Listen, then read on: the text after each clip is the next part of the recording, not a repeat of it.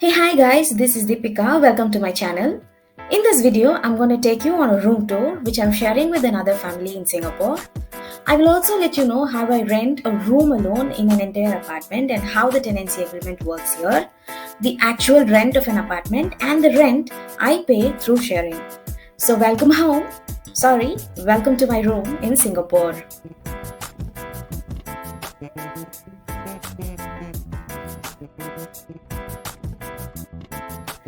We have come from the house entrance to the room entrance. This is my entire room. The first thing that I would like you people to view in my room is this little puja room that I maintain with little Lord Ganesh idols. I also have a Lord Venkatesh photo and a small lamp, and every day I clean my room and decorate my puja room with some flowers and lit this lamp. So I have a little oil bottle also nearby with a matchbox. To the top of it, there is a cupboard which is just empty only, and if you just come down, I have some more puja items here in a box. Most of the cupboard space will be empty only because only my things will be there in this entire room, and there's a lot of cupboard space actually in this room. Actually, there are no doors for my puja room, so I just put a screen when I'm done with my puja every day. So come on, let's just close this with the screen.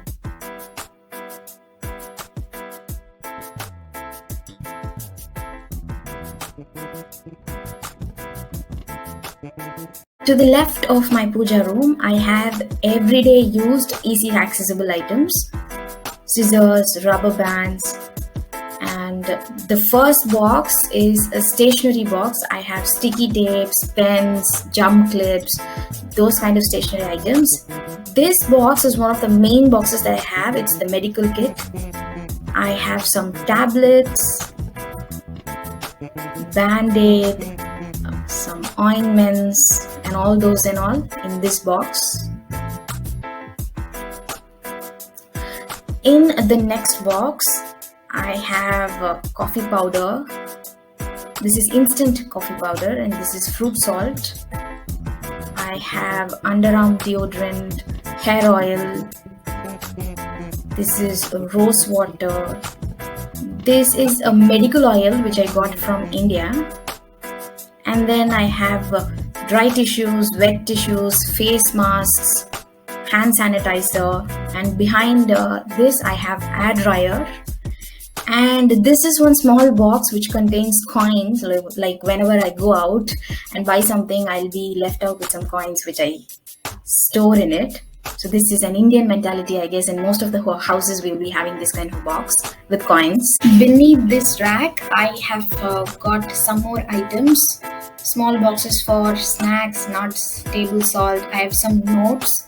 And this is the section where I have my laptops, my personal as well as official laptops. And this, if you see, is one of the most favorite sections in every household, the snacks section. I have my nuts, chocolates, biscuits, everything. And this is my iron box.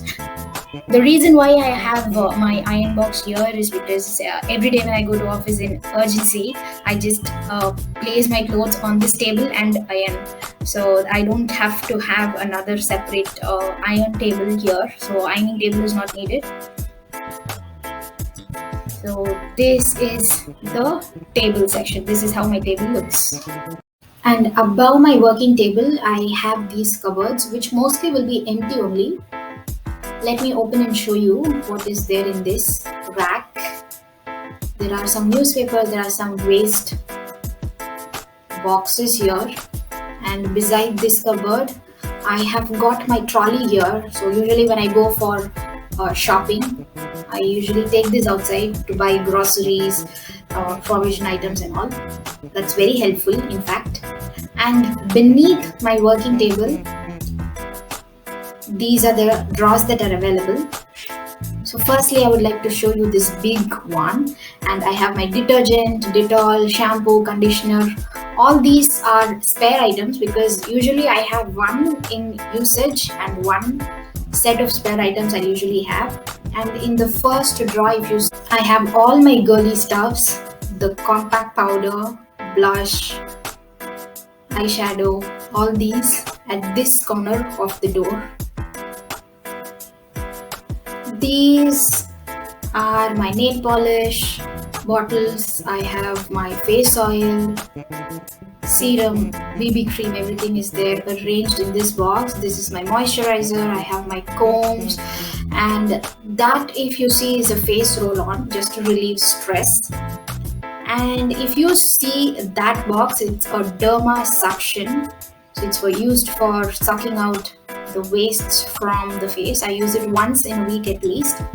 Next, if you see, I have charcoal face mask, sunblock, sunscreen, and these are my lipsticks arranged at this corner. And in the second drawer, I have my makeup brushes, sponges, tissue papers, earbuds, and this box at this corner has got my watches. And the third drawer will have all my toiletry. These are the toiletry items in spare: paste, brush, liquid detergent, wet wipes, sponges, dry tissues, everything I have in spare. And this is where I work on.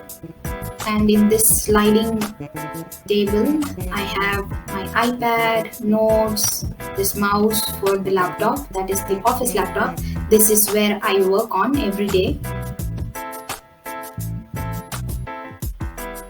I have put my earpods on charge, and we have this standing fan here because in Singapore we have only the standing fans. There are no ceiling fans not much of ceiling fans will be seen in the whole of Singapore. And this is a single cot bed, and behind this bed I have got a wet hanger, so clothes hanger will be there.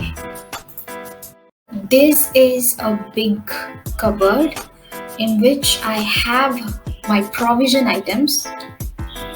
I usually cook my own food, so I stock my provision items in this cupboard. Since it's a shared apartment, I wouldn't have so much space in the kitchen to store all my provision items, so that's the reason I'm having all the provision items here. And to the top, I have my handbags hung, and this red color cover contains all small covers packed in it. And I have a big lengthy mirror also in this room.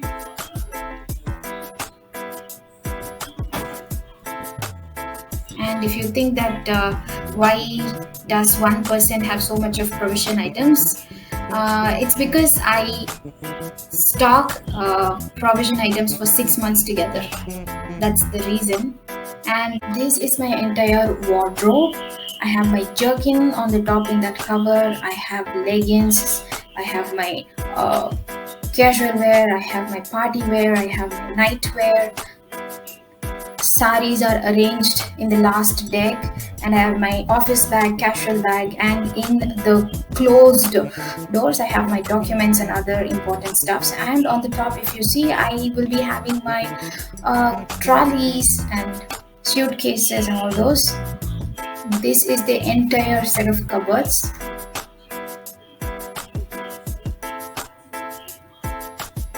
And this is where my bed is.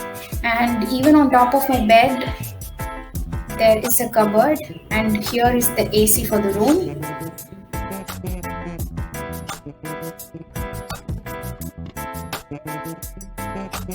And at the corner of the house I have a small dustbin. This is the main room door. There are 3 hooks, and this is the door knob. Let me show a 360-degree of my room. Everyone knows about Singapore that it is one of the most expensive countries. In that, to say particularly, one of the expensive expenses is the house rent. Only Singaporeans and PRs can own an apartment or a house here. Rest all can only stay in rented apartments. There are 2 types of apartments in Singapore. One is the public HDB apartments, and the other one is the private condos. If you see, there are studio apartments, 1 BHK apartments. but mostly there are only 2 BHK or 3 BHK apartments here. Rent range comes from 1,500 to 2,000 Singapore dollars. Rent range of condos can be anywhere between 2,000 to 4,000 Singapore dollars as well. Some of the reasons why condos are expensive are that they have better security, swimming pools, private gym, tennis court, play areas, kind of facilities, and that's the reason. A big chunk of salary goes for rent itself in Singapore. So what people do here is that they rent a 2 BHK or a 3 BHK apartment, be it condo or an HDB, and share it with 2 or 3 tenants. There can be 4 persons in 2 BHK apartment and up to 6 persons in a 3 BHK apartment. This is called subletting or apartment sharing. This is how people cut down the rental cost. This is absolutely legal here in Singapore, but you'll just have to add your name against the address in the Housing Board government agency. Only then it's legal. Definitely, there should be an update in the government agency in the address where you stay. It will be associated with your IC card. In case if you switch the apartment, you just need to ensure that the new address is updated against your name for sure. Rooms are rented out as master room and common room. I stay in a public HDB apartment in a common room, which means that I use a common bathroom near the kitchen area. Only master rooms have attached bathrooms here. There is another family in the master room. This is how we share the apartment here. The rent that I pay here is 6,000 Singapore dollars for this room, plus utilities that includes electricity, water, gas, which usually comes around $25 to $50 according to the consumption. Singapore is very safe, so there's absolutely no worries to share and stay like this. Housing Board takes immediate and appropriate action against any complaints you give.